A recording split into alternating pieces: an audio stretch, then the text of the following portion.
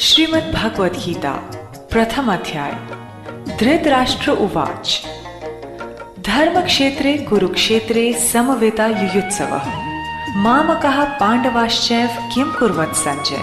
अर्थात धृतराष्ट्र बोले, हे संजय, धर्मभूमि कुरुक्षेत्र में एकत्रित युद्ध की इच्छा वाले मेरे और पांडु के पुत्रों ने क्या किया। संजय उवाच दृष्ट्वा तु पांडवानीकं व्यूढ़ं दुर्योधनस्तदा आचार्य मुपसंगम्य राजा वचनम ब्रवीत।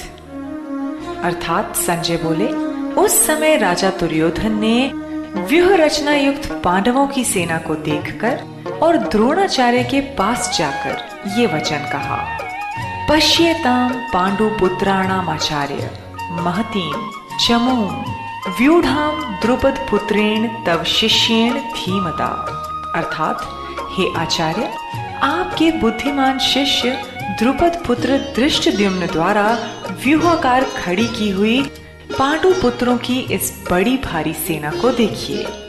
अत्र शूरा महेशवासा भीमार्जुन समायुधि युयुधानो विराटश्च द्रुपदश्च महारथः धृष्टकेतुश्चेकितानः काशीराजश्च वीर्यवान् पुरुजित कुंती भोजश्च शैब्यश्च नरपुंगवः युधामन्युश्च विक्रांत उत्तमौजाश्च वीर्यवान् सौभद्रो द्रौपदेयाश्च सर्व एव महारथाः।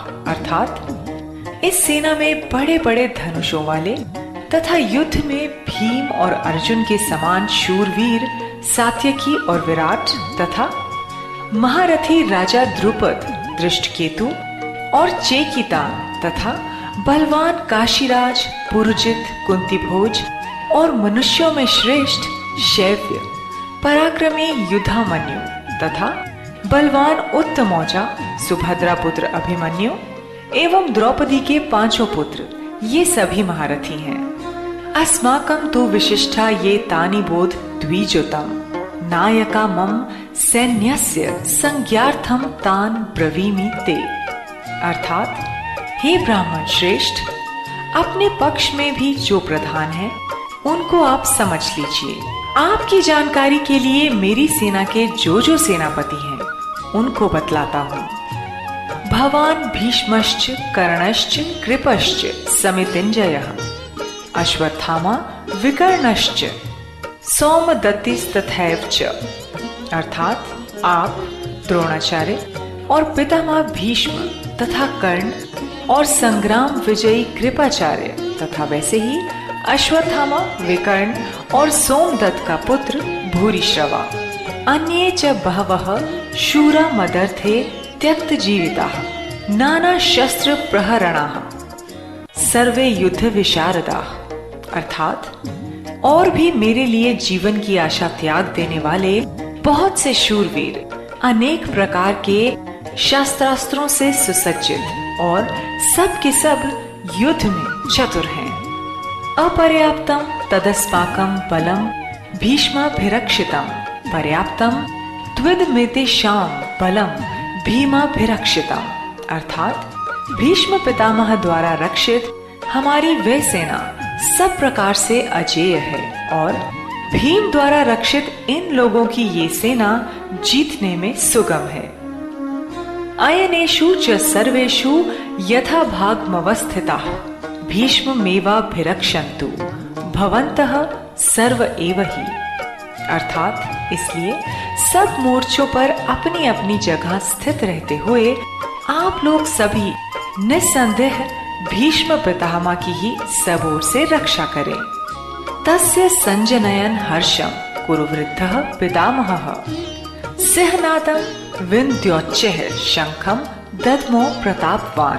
अर्थात कौरवों में वृद्ध बड़े प्रतापी पितामह भीष्म ने उस दुर्योधन के हृदय में हर्ष उत्पन्न करते हुए उच्च स्वर से सिंह की दहाड़ के समान गरज कर शंख बजाया। ततः शंखाश्च भैर्यश्च पणवान कगो मुखा सहस्य वाभ्य हन्यंत स शब्द स्तुमुलो अभवत। अर्थात इसके पश्चात शंख और नगाड़े तथा ढोल मृदंग और नरसिंघे आदि बाजे एक साथ ही बज उठे। उनका वे शब्द बड़ा भयंकर हुआ।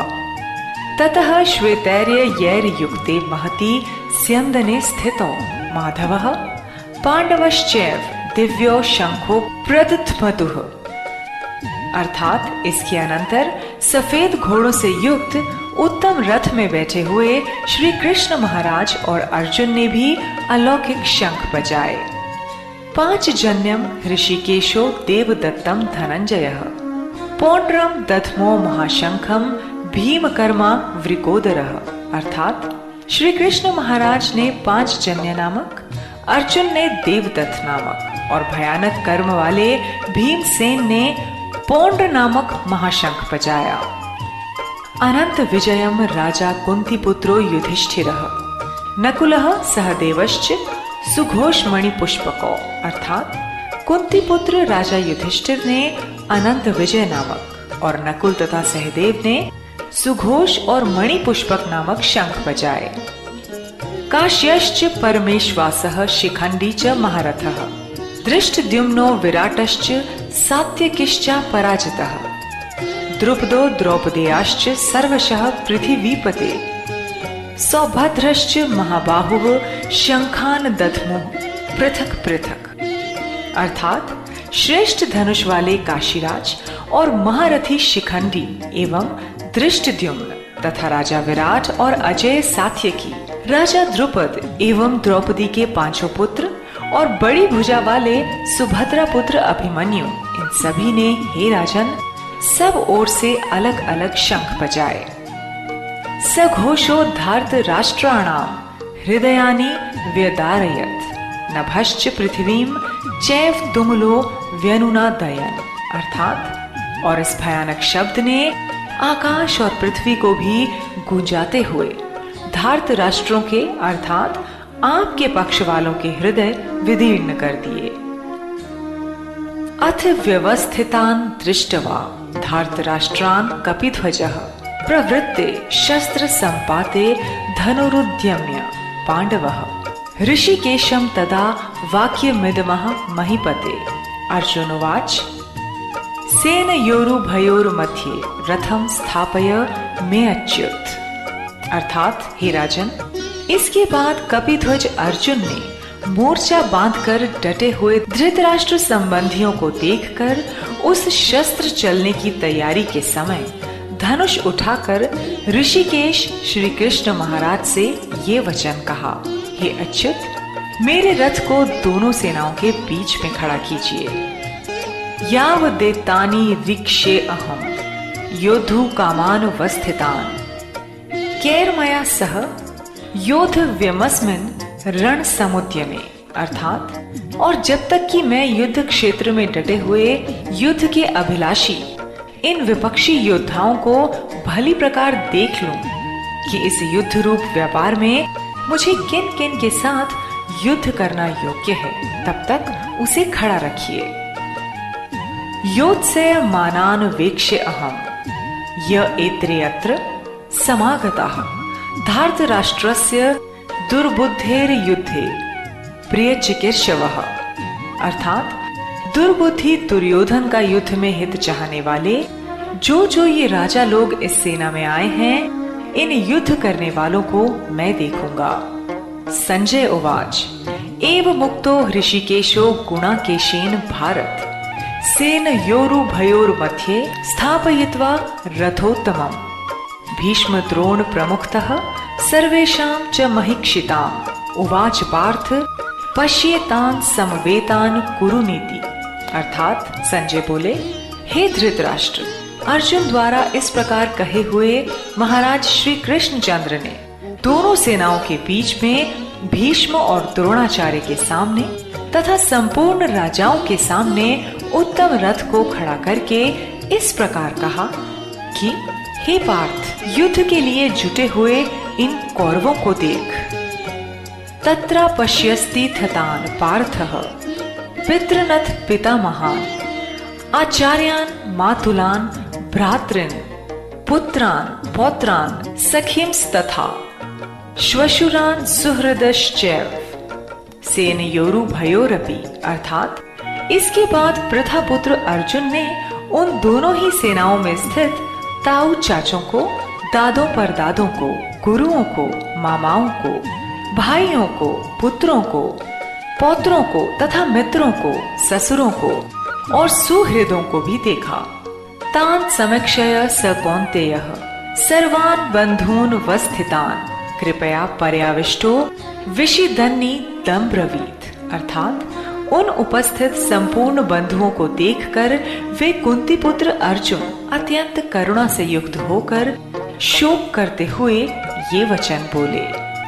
अर्जुन उवाच दृष्टवेम स्वजनम कृष्ण युयुत्सुम समुपस्थितम सीदंती मम गात्राणि मुखम च परिशुष्यति वेपथुश्च शरीरे में रोम हर्षश्च जायते अर्थात अर्जुन बोले, हे कृष्ण, युद्ध क्षेत्र में डटे हुए युद्ध के अभिलाषी इस स्वजन समुदाय को देखकर मेरे अंग शिथिल हुए जा रहे हैं और मुख सूखा जा रहा है तथा मेरे शरीर में कंप एवं रोमांच हो रहा है। अर्जुन उवाच गांडीवं स्त्रंसते हस्तात्व वक्चैव परिदह्यते न च शक्नोम्य वस्थातुम भ्रमतीव च मे मनः अर्थात हाथ से गांडीव धनुष गिर रहा है और त्वचा भी बहुत जल रही है तथा मेरा मन भ्रमित सा हो रहा है, इसलिए मैं खड़ा रहने को भी समर्थ नहीं हूँ। निमित्तानि च पश्यामि विपरीतानि केशव न च श्रेयो अनुपश्यामि हत्वा स्वजन माहवे अर्थात हे केशव, मैं लक्षणों को भी विपरीत ही देख रहा हूँ तथा युद्ध में स्वजन समुदाय को मारकर कल्याण भी नहीं देखता।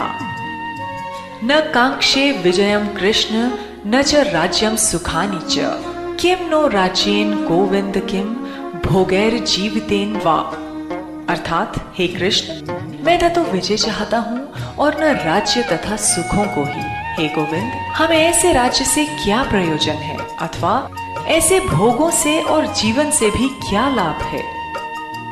येषामर्थे कांक्षितम नो राज्यम भोगाः सुखानि च त इमे अवस्थिता युद्धे प्राणाम स्तयक्तवा धनानि च अर्थात हमें जिनके लिए राज्य भोग और सुख आदि अभीष्ट हैं, वे ही ये सब धन और जीवन की आशा को त्याग कर युद्ध में खड़े हैं। आचार्यः पितरः पुत्रास्तथैव च पितामहः मातुलः श्वशुरः पौत्राः श्यालाः संबंधी नस्तथा अर्थात गुरुजन, ताऊ, चाचे, लड़के और उसी प्रकार दादे, मामे, ससुर, पौत्र, साले तथा और भी संबंधी लोग हैं।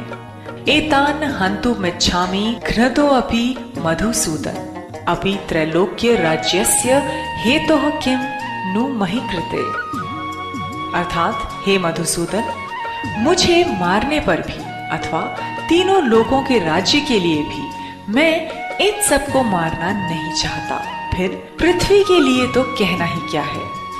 निहत्य धार्तराष्ट्रानः का प्रीतिः स्याच नार्दन पापमेवाश्रये दस्मान हत्वै तानाथ तायिनः अर्थात हे जनार्दन, धृतराष्ट्र के पुत्रों को मारकर हमें क्या प्रसन्नता होगी, इन आतताइयों को मारकर तो हमें पाप ही लगेगा।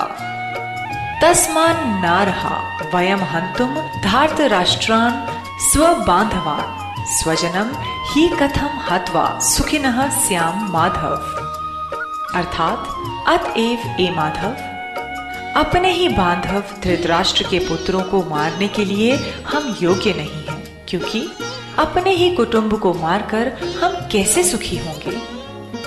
यद्यप्येते न पश्यन्ति लोभोपहत चेतसः कुलक्षय कृतं दोषम मित्रदोहे च पातकम कथम न ज्ञेयमस्माभिः पापादस्मान्नि वर्तितुम कुलक्षय कृतं दोषम प्रपश्यत भीर्जनार्दन अर्थात यद्यपि लोभ से भ्रष्टचित हुए ये लोग कुल के नाश से उत्पन्न दोष को और मित्रों से विरोध करने में पाप को नहीं देखते, तो भी हे जनार्दन, कुल के नाश से उत्पन्न दोष को जानने वाले हम लोगों को इस पाप से हटने के लिए क्यों नहीं विचार करना चाहिए।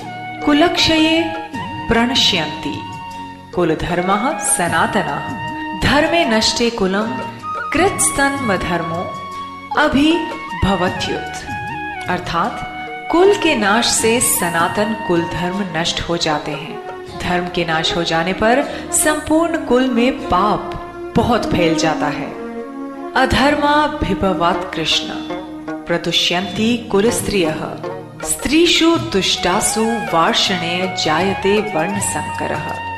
अर्थात हे कृष्ण, पाप के अधिक बढ़ जाने से कुल की स्त्रियां अत्यंत दूषित हो जाती हैं, और हे वार्ष्णेय, स्त्रियों के दूषित हो जाने पर वर्ण संकर उत्पन्न होता है। संकरो नरकायैव कुलंघानाम कुलस्य च पतन्ति पितरो रोषाम लुप्त पिंडोत्क्रियाः। अर्थात वर्ण संकर कुल घातियों को और कुल को नरक में ले जाने के लिए ही होता है। लुप्त हुई पिंड और जल की क्रिया वाले अर्थात श्राद्ध और तर्पण से वंचित इनके पितर लोग भी अधोगति को प्राप्त होते हैं। दोषे रेतः कुलंघानाम वर्ण संकर कारकैः उत्साद्यन्ते जाति धर्मः कुल धर्माश्च शाश्वतः। अर्थात इन वर्ण संकर कारक दोषों से कुल घातियों के सनातन कुल धर्म और जाति धर्म नष्ट हो जाते हैं। उत्सन्न कुल धर्माणाम मनुष्याणाम जनार्दन नरके अनियतम वासो भवतीत्य नुशुश्रुम। अर्थात हे जनार्दन, जिनका कुल धर्म नष्ट हो गया है, ऐसे मनुष्यों का अनिश्चित काल तक नरक में वास होता है, ऐसा हम सुनते आए हैं। अहो बत महत् पापम कुर्तम व्यवसिता वयम यद्राज्य सुख लोभेन हंतुम स्वजनम मुद्यता। अर्थात हाँ, शोक, हम लोग बुद्धिमान होकर भी महान पाप करने को तैयार हो गए हैं, जो राज्य और सुख के लोभ से स्वजनों को मारने के लिए उद्यत हो गए हैं। यदि माम प्रतिकारम शस्त्रम शस्त्र पाणयः धार्तराष्ट्रा रणे हन्युस्तन्मे क्षेमतरम भवेत्। अर्थात यदि मुझे शस्त्र रहित एवं सामना न करने वाले को शस्त्र हाथ में लिए हुए धृतराष्ट्र के पुत्र रण में मार डाले, तो वे मारना भी मेरे लिए अधिक कल्याणकारक होगा। संजय उवाच एव मुक्तवार्जुनः संख्ये रथोपस्थ उपाविशत् विसृज्य सशरम चापम शोक संविघ्न मानसः।